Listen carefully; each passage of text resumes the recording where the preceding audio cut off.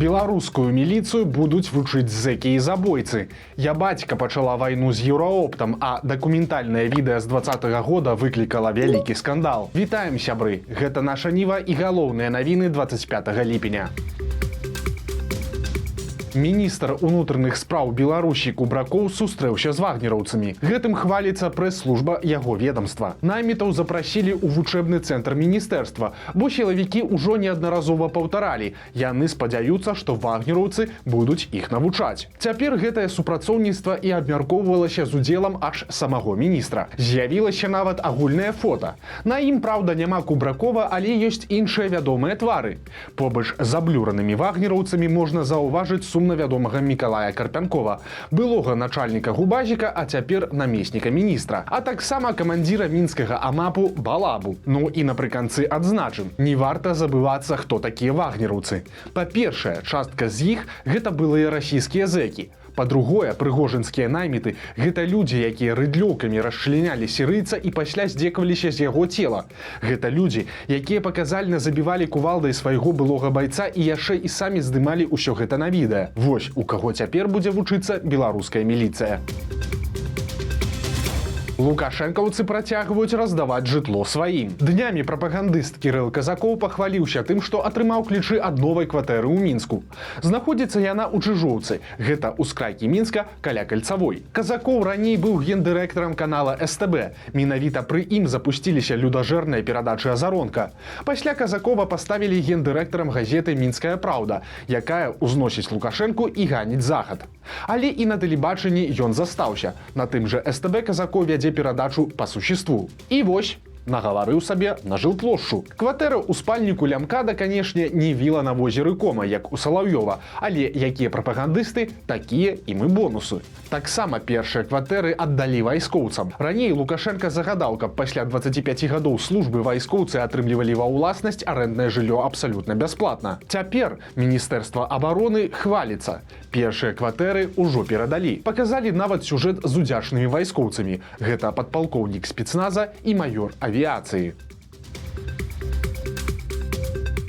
Падобна стала зразумела, навошта Лукашенка ўзяў сабою ў Расію малодшага сына Мікалая. Днямі ў Пецярбургу праходзіла сустрэча Лукашэнкі і Пуціна. Пасля афіцыйных перамоваў яны паехалі на Ваалам. Гэта выспа на Ладажскім возеры, дзе знаходзіцца знакаміты мужчынскі манастыр. Там Пуцін і Лукашенка пацалавалі абразы. Цікава, што Пуцін перахрысціўся, а Лукашенка чамусьці не стаў. А таксама яны паслухалі манастырскі хор. На кадрах расійскіх медыа можна заўважыць Мікалая Лукашэнку, які здымае Пуціна на тэлефон. Падобна, што менавіта Мікалаю і прыйшлося выконваць ролю аператара для прэс-службы свайго бацькі падчас паездкі на Ваалам, бо ў некаторыя скіты лукашэнкаўскую прэс-сакратарку Наталью Эйсмант проста б не пусцілі. Уваход туды жанчынам забаронены. Скандал вакол відэа пра пратэсты 2020 года. Днямі на ютубе рускамоўнай рэдакцыі літоўскага медыа Дэлфі з'явіўся фільм беларускага журналіста Мікалая Мамінава. Стужка пад назвай «Хроніка сучаснага» знятая ім на тэлефон. Гэта 1,5 гадзіны аматарскага відэа з пратэстаў і маршаў 2020 года. Адразу ж узнікла пытанне, чаму не на ўсіх кадрах заблюраныя твары удзельнікаў. У выніку аўтары знялі відэа з публікацыі, але было ўжо позна.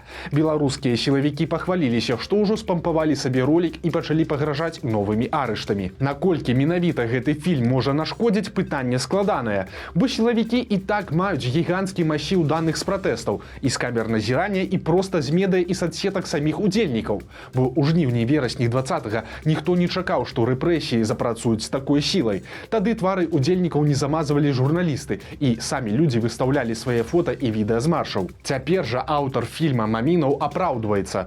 Маўляў, тыя ж кадры, што ў яго ёсць і на іншых платформах. Цяжка сказаць, што будзе далей, але калі вы знаходзіцеся ў Беларусі і адчуваеце, што вам можа пагражаць небяспека, пераглядзіце відэа і калі ўбачыце там сябе, задумайцеся пра далейшыя дзеянні.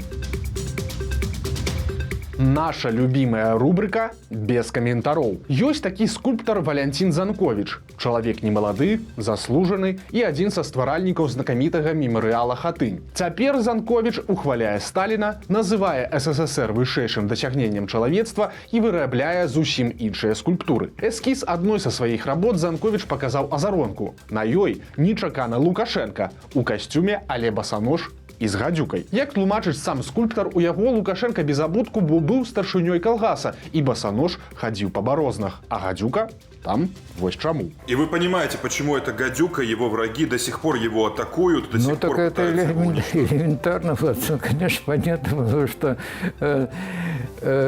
они верные подвижники американцев. А американцы ненавидят таких людей, как Лукашенко. Беларускіх вайскоўцаў усё ж адправілі на фронт, але не ва ўкраіну, а на беларускія палі. На нядаўнай нарадзе Лукашенко казаў, што жніво гэта харчовы фронт. Цяпер ваяваць з каласамі і накіравалі вайскоўцаў і тэхніку. Мінабароны паказвае вось такія лірычныя фоткі і паведамляе, што ў палі адправілі больш за 50 чалавек і 30 адзінак тэхнікі. Іх задача вываз збожжа, падвоз паліва і абедаў для камбайнёраў.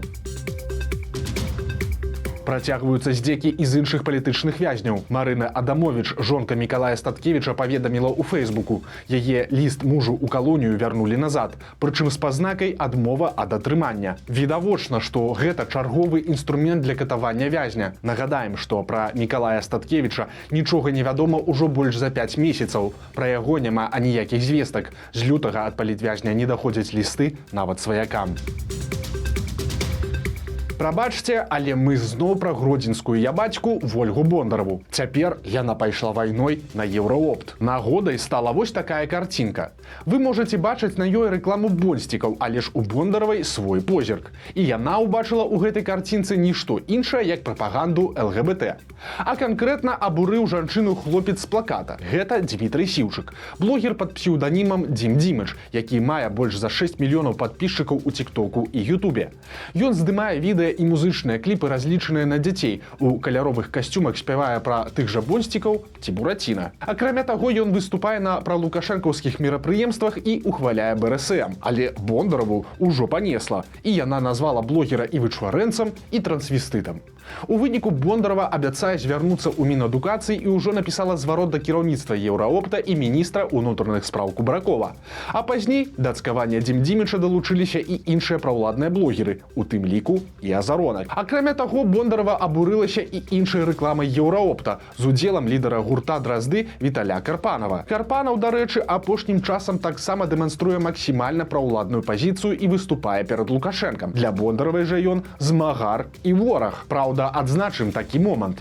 На чарнасоцінскія звароты Бондаровай улады сапраўды рэагуюць, але толькі тады, калі гэта тычыцца нязручных для іх персанажаў беларускай гісторыі ці святаў кшталту Хэллоуіна, якія і так забараняюць у беларускіх школах. Калі ж Бондарова паспрабавала наехаць на мясцовага начальніка міліцыі, скончылася ўсё тым, што ёй самой прыйшлося здымаць сваё пакаяльнае відэа. Цяпер жа Бондарова вырашыла прад'явіць прэтэнзіі буйной кампаніі і відавочна лаяльным уладам-артыстам. Але і ад бізнесу, і ад спевакоў карысці для лукашэнкаўцаў відавочна больш, чым ад самой Бондаровай. Дык што, чакаем новы ролік з выбачэннямі? За адны суткі адбыліся аж 2 трагедыі, у якіх загінулі дзеці. У Нясвіжскім раёне дзядуля з унукамі вяртаўся дадому на міні-трактары. Малыя дзеці былі ў прычэпе. Пад'язджаючы да вёскі, дзяўчынка закрычала. Павярнуўшыся, мужчына заўважыў, што яго унук ляжыць проста на дарозе. Ад атрыманых траўмаў дзіця памерла. А каля чэрвеня кіроўца грузавіка не спраўіўся з кіраваннем і ўляцеў у раздзяляльную агароджу. Разам з мужчынам у кабіне былі 2 яго малыя дачкі, 4 і 13 гадоў. Старэйшая атрымала толькі пералом ключыцы, а вось малодшую дзяўчынку ад удару выкінула праз бакавое шкло, і яна трапіла пад колы вялікагруза і загінула на месцы. У Бярозе выратавалі мужчыну, які праваліўся ў калодзеж. Усё б нічога, але гэта ўжо другі раз за месяц. Спачатку 64-гадовы мужчына зваліўся ў калодзеж 15 ліпеня. Яго адтуль выцягнулі ратавальнікі. Цяпер зноў. Ён даставаў вядро, а ў выніку апынуўся ў калодзежы сам. Зноў прыйшлося выклікаць ратавальнікаў. З пераахалоджаннем арганізма гора-гаспадара адвезлі ў бальніцу. Вось такія навіны аўторка. Падпісывайцеся на канал, стаўце лайкі альбо дызлайкі і выказвайце свае заўвагі ў каментарах. І, канешне, чытайце нашу Ніву, глядзіце нашу Ніву і любіце Беларусь. Да сустрэчы заўтра.